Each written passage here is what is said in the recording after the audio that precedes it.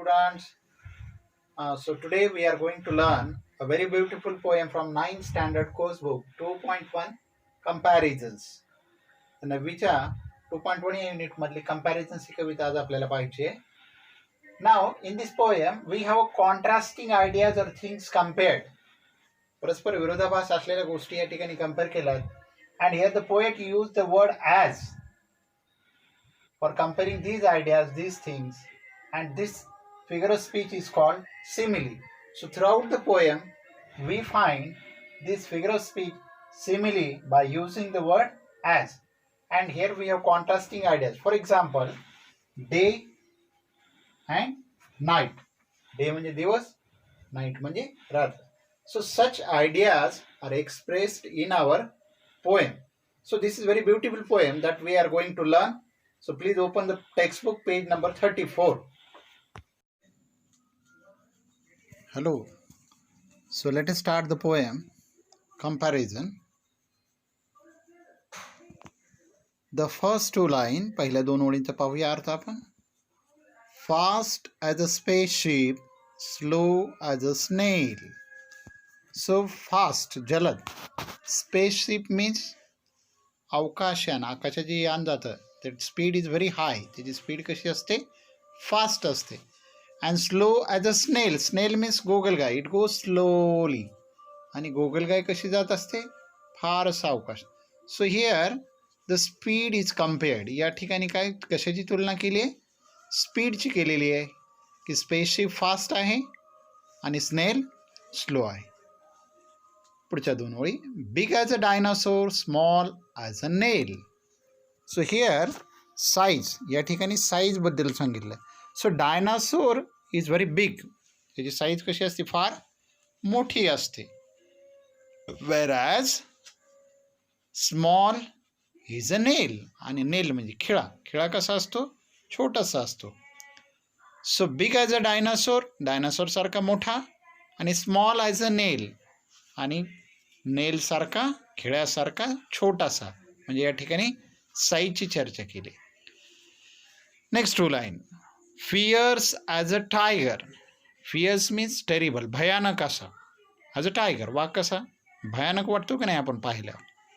Gentle as a lamb. Lamb means कोकरू. मेंढीच्या पिल्ल्याला आपण काय म्हणतो? Lamb. As soon as we see the lamb, आपण पिल्लू पाहिलं की लगेच वाटतं आपल्याला उचलून घ्या. But where we see tiger which is very fierce, आणि वाघ पाहिला की आपल्याला फार भीतीदायक वाटतं. So here the nature is experienced, explain की स्वभाव वाघाचा कसा असतो? भयंकर, आणि मेंढीचा कसा असतो? जंटल असतो. So sour as a lemon, sweet as a jam. Again it is a matter of taste. या ठिकाणी चवीचं सांगितले पहा. सोअर ॲज अ टेस्ट, लिंबू खाल्ला की आपल्याला आंबट लागतो. बट स्वीट ॲज अ जाम, जाम म्हणजे सगळ्या फळांचा मिक्स करून मुरब्बा बनवतात, त्याला आपण जाम म्हणतो, ब्रेडवर लावून खातो ना. So sour as a lemon and sweet as a jam. So here two opposite ideas. इथं पुन्हा दोन विरुद्ध गोष्टी सांगितल्यात, सोअर आणि sweet. Next lines. Dry as the desert, wet as the sea. Dry as the desert. Desert means you know वाळवंट. वाळवंट कसा असतो? वाळवंट हा पूर्णपणे कोरडा असतो, शुष्क असतो, वाळलेला असतो. Dry as the desert, wet as the sea. Sea means समुद्र. समुद्र कसा असतो? ओला असतो. So again here the desert is dry. वाळवंट हे कसं असतं? कोरडे असतात, शुष्क असतात. Whereas sea is wet. Means two opposite things are explain here. अजून दोन विरोधाभासाच्या गोष्टी आपल्याला पाहायला भेटतात, dry and wet. Next two line. Square as a house, round as a pea. The house is square. Square means चौकोन. घराची size कशी असते? चौकोनी असते. Square as a house, round as a P. घर चौकोनासारखं आहे, तर round means goal, as a P. P means वाटाणा. वाटाणा कसा असतो? गोल असतो. So the house is a square and the P shape is round. Again shape is explained here. या ठिकाणी काय सांगितलेलं आहे? शेप सांगितलेला आहे की हाऊसचा शेप स्क्वेअर चौकोनी आहे, पीचा शेप आहे round. Next line. Cool as a cave. Cool as a cave. Cave means गुफा अँड कूल मीन्स थंड. Warm as a toast. Warm means उबदार, गरम असा.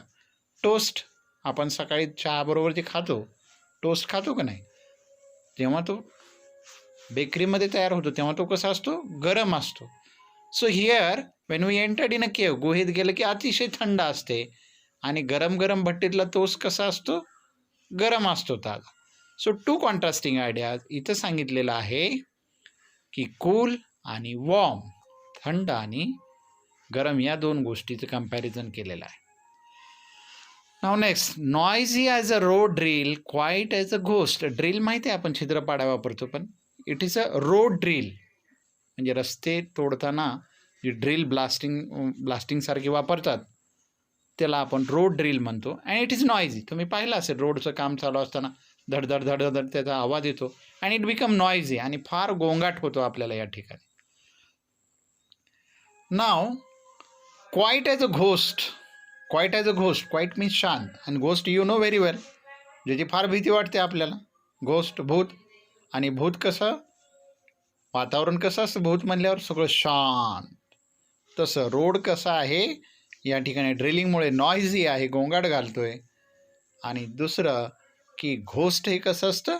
क्वाईट असतं. Means again two things, noisy and quiet, two things are explain here. या दोन गोष्टी इथं सांगितल्या. पुढच्या लाईन्समध्ये strong as an ox, weak as a kitten. Strong as an ox. Ox म्हणजे बैल. बैल कसा असतो? स्ट्रॉंग असतो, मजबूत असतो. But whereas kitten. Kitten means cat. Cat असते मांजर, त्याच्या पिल्ल्याला आपण काय म्हणतो? Kitten. It is very weak. आणि ते कसं असतं? वीक असतं. आणि ऑक्स कसा असतो? असा पॉवरफुल, स्ट्रॉंग असतो. स्ट्रॉंग ॲज अन ऑक्स, बैलासारखा मजबूत. वीक ॲज अ किटन, आणि मांजराच्या पिल्ल्यासारखा दुबळा, अशक्त. So here again two contrasting ideas, strong आणि weak is compared. Next two line. Hard as a rock. Hard as a rock. Rock म्हणजे खडक कसा असतो? मऊ असतो का? नाही, हार्ड असतो. Hard as a rock. Soft as a mitten. आणि सॉफ्ट मीन्स मृदू, मुलायम, मऊ असं. आणि मिटन मीन्स हातमोजा. हातामध्ये जे ग्लोव्ज घालतो ना त्याला काय म्हणतात? Mitten. So they are very soft. आणि हातात घालायचे ग्लोव्ज कसे असतात? अतिशय सॉफ्ट असतात. नाव द टू अपोजिट आयडियाज. अजून दोन गोष्टी आहेत, हार्ड अँड सॉफ्ट. या दोन गोष्टी कम्पेअर केलेल्या आहेत. Next line.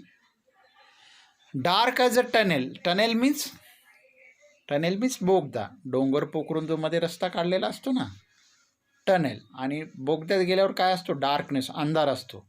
So dark as a tunnel, light as the moon. आणि चंद्रप्रकाशात जर आलं तर काय होईल? लगेच आपल्याला काय दिसेल? उजेड दिसेल. म्हणजे या ठिकाणी लाईटचं कम्पॅरिझन केलेलं आहे की टनेलमध्ये अंधार असतो आणि जसं चंद्र येतो तर उजेड दिसतो आपल्याला. मीन्स डार्क आणि लाईट या गोष्टी कम्पेअर केलेल्या आहेत, काळोखाची आणि उजेडाची तुलना. Now night time mid night. Night time mid night, रात्रीमध्ये मध्यरात्र. Very dangerous. पहा, मध्यरात्र 12 वाजली की आपल्याला कशी भीती वाटते. म्हणजे ही एक गोष्ट आहे.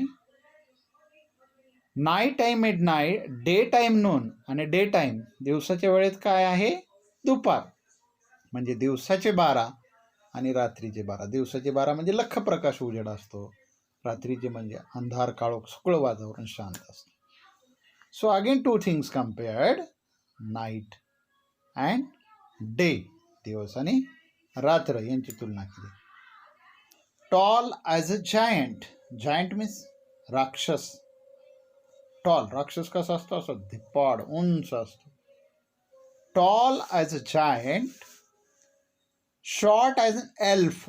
ELF. एल्फ मीन्स हिअर परी और देवदूत, किंवा जे उंचीने कमी आहेत त्यांना आपल्याला इथे एल्फ म्हणलेलं आहे. So the giant is very tall and elf is very short. आणि एल्फ हे फार छोटे, खोजे असतात. So here two things compared, tall and short. इथे दोन गोष्टीची तुलना केली आहे, टॉल आणि शॉर्टची. म्हणजे या ठिकाणी हाईटचं कम्पॅरिझन झालेलं आहे. Next two line, crooked as a mountain path. Crooked means mountain. Mountain माहिती, पर्वत. पर्वतावर चढायचा रस्ता सरळ असतो का? क्रुक्ड, वाकडा तिकडा घाटातून रस्ता जाणारा असतो. Crooked as a mountain path, straight as a shelf. Shelf, कप्पे कसे असतात? आपल्या घरामध्ये कप्पे असतात ना, ते कसे असतात? स्ट्रेट असतात. So this two things are compared. Crooked mountains म्हणजे रस्ते वाकडे तिकडे रस्ते, आणि स्ट्रेट शेल्फ आहेत. So two things again compared, straight and crooked. Last two lines, the world is full of opposites. The world is full of opposites. या जगामध्ये खूप विरोधाभासाच्या गोष्टी आहेत. Poet want to give so much list that we can see here, but he is saying so many opposite things are there. Now, so think of some yourself. आणि आता विचार कोणाबद्दल करायचा आहे? आपल्याबद्दल विचार करायचा आहे. Some things which are opposite to our self. आपल्यासाठी काही गोष्टी ज्या अपोजिट्स आहेत त्यांचा आपल्याला विचार करायचा आहे. So this beautiful poem is written by some poet, but he has not mentioned his name. त्या कवीनं त्याचं स्वतःचं नाव या ठिकाणी सांगितलेलं नाही. And it is called anonymous poem. इथं काय म्हणतात याला? अनॉनिमस अशी कविता, म्हणजे निनावी, म्हणजे कवीनं नाव दिलेलं नाही.